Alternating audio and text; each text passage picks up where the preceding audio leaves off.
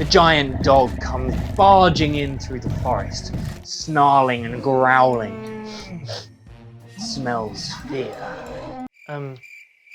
Why are you looking at me? Well, your character has a fear of dogs, right? Oh, yeah, I totally forgot about that, to be honest. So what does that mean again? Oh, well, nothing, I suppose. By the rules, okay. Okay, so I guess roll initiative.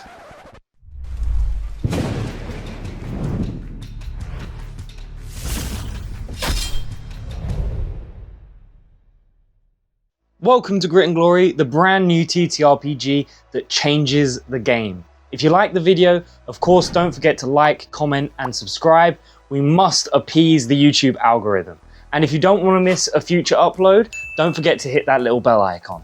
But if you do want to be more a part of the community, don't forget to join our Discord, which is in the description below, where we chat, we play games, and we even post the occasional poll to get your guys' input. But now, on with the video. There's a thing in D&D called flaws. You might find them somewhere in the long forgotten corner of your character sheet.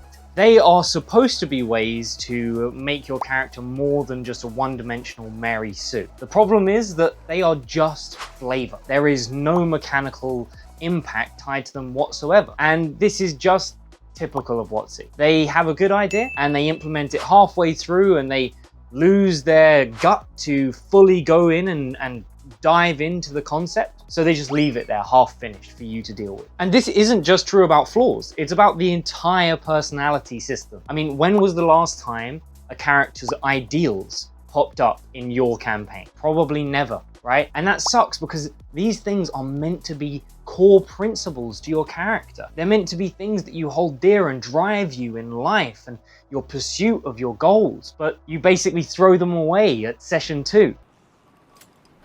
But who cares? Who wants there to be flaws in their superheroic fantasy character? Well, there's a lot I could say about that, to be completely honest, but I think it might be easier if I just show you. As anyone that's watched the movies will know, Rey is practically flawless in the new trilogy, and that is probably the major difference between her and Luke in the original movies. Luke starts off as, quite frankly, a whiny little baby. He just wants to go and play with his friends and not do any hard work. He has a fantasy about what being a hero and war would look like when he thinks about joining the rebels. But over the trilogy, he trains, he fights, he learns from those that are wiser and smarter than him. And guess what? He still loses, even after all that. But he actually learns from his mistakes and grows, and by the end of the trilogy, he's strong enough to have overcome his flaws. This is a classic arc in terms of a hero's journey, and it is integral to any sort of long-term storytelling for your character. You need your character to grow and overcome their flaws to achieve their goals. That's the whole point of the story. Otherwise, you end up with a character like Rey. Rey, who started off as a master at fighting. Rey, who somehow never loses a fight or any real confrontation in the whole trilogy. Rey, who knows how to do things better, inexplicably better, than those who have been doing those things their entire life. I bypassed the compressor. And this isn't just true for books and shows and movies, it's true for your games as well. This is a storytelling game, so we can learn a lot from these other medias. You want your character to be someone that starts off here and ends up here, that they've grown and changed over the course of the story. They've overcome obstacles. You don't want to play a game where your character just bypasses everything with ease, because what's the point in playing then? But for some reason, this has been lost in D&D. People just build the most overpowered and strong character possible, and that's what Wizards of the Coast seem to be encouraging. So how do we change this? What do we focus on? Well, first, the flaws system actually has a mechanical impact, a meaningful thing that changes the way you play. This sounds like a bunch of crap, man. I don't want my character to be filled with a bunch of negatives for no reason. Yeah, I totally understand that. No one would just want to make the game harder for themselves with no upside. This isn't a one-sided deal. Every flaw you add comes with a counter, something that's beneficial for you,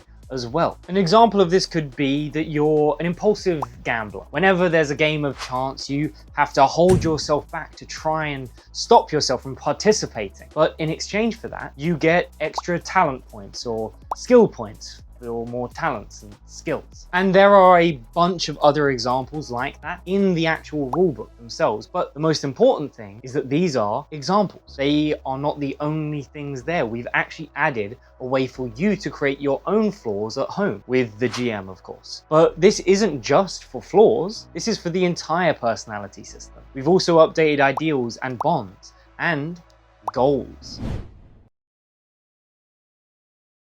So ideals are meant to be the core principles or mottos that your character follows throughout life. Now, sure, you could just write these down and forget about them just like in DnD. But in Grit and Glory, there are small mechanical, flavorful bonuses that you get when following your ideals. This could be something like, truth is the most high. I will never lie. And as long as you adhere to that, you might get bonuses to insight to detect other people's lies, or you might get a bonus to your honorable stat. Honorable is a stat in the reputation system for Grit and Glory, which you can watch a whole video on right here.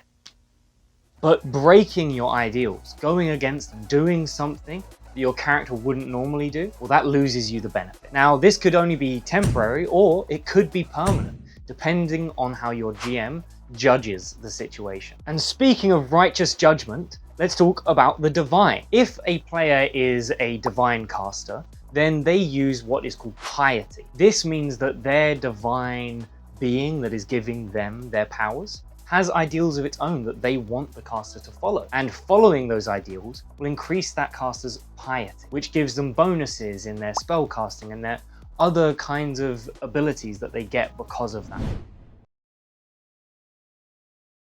Unlike in D&D, where you just randomly scribble some names here in case the GM has to hastily pick an NPC from your backstory, this is where you can actually ascribe roles to different NPCs in your character's backstory, in their life. And you get different kinds of bonuses when interacting with them, depending on the role. Maybe you know them so well that you can spot a lie just like that. They have that tell that you know. Or you've been working with them, physical labor, for so long that your coordination with them is so spot on, it's seamless. Whatever the bonus is, this unique connection you have will have a mechanical impact in the game. And yes, of course, your party members can become bonds in time with GM approval.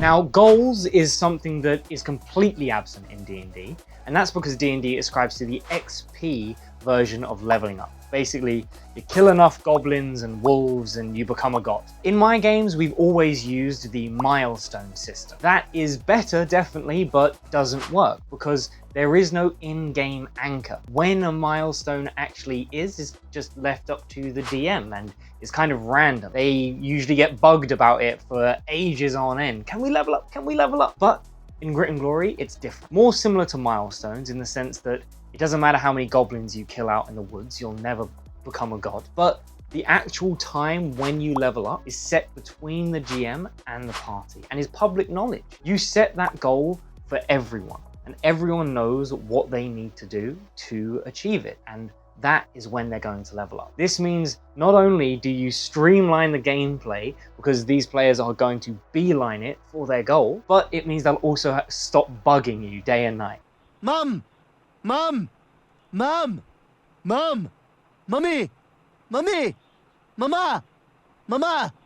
Mama! What? The best part is though that this isn't just the only goal you set. You have that one main goal for everyone in the party, but individual characters can have goals of their own. Now, when they achieve these goals, they don't get a full level up. They can get some other smaller bonuses, and these goals are usually much easier to achieve. But it does mean that they can set those milestones themselves to get progression flowing naturally. And just like all of the other personality traits that I've listed so far, goals are not stagnant. They change and evolve as the game progresses. These personality traits are meant to represent who your character starts as, but also who they become as the story evolves. Yeah, that all sounds all right, but wouldn't it make, character creation such a massive hassle? No, it won't, and here's why. because you're not going to be overloaded with hundreds and hundreds of flaws and bonds and ideals and goals and have a whole list to read through. Instead, these work like stencils to guide you as you're drawing out your own character's life. Speaking from experience, this makes the game and character creation so much more fun. As you progress, it's so fun to see someone overcome their phobia of fire, to save their dying friend, or to spot that betrayal because of the one tell that their friend has had since they were a child, and just in time be able to escape from the clutches of an ambush. These are the kinds of moments that make your game legendary. They're the things that you're going to remember for years to come. So if you want that kind of experience, it's time to play Grit and Glory. I hope you enjoyed that video, and a massive thank you to the Patreon supporters. This would not be possible without you guys. So if you want to check that out, please do. It massively helps the channel. But on bigger news, the Grit and Glory Kickstarter is officially going live September 24th. So keep that in date. The great thing is that early backers can actually start from today. For just £1, you can secure yourself guaranteed early access to all of the goodies from the Kickstarter. In the meantime though, why not check out one of these amazing videos?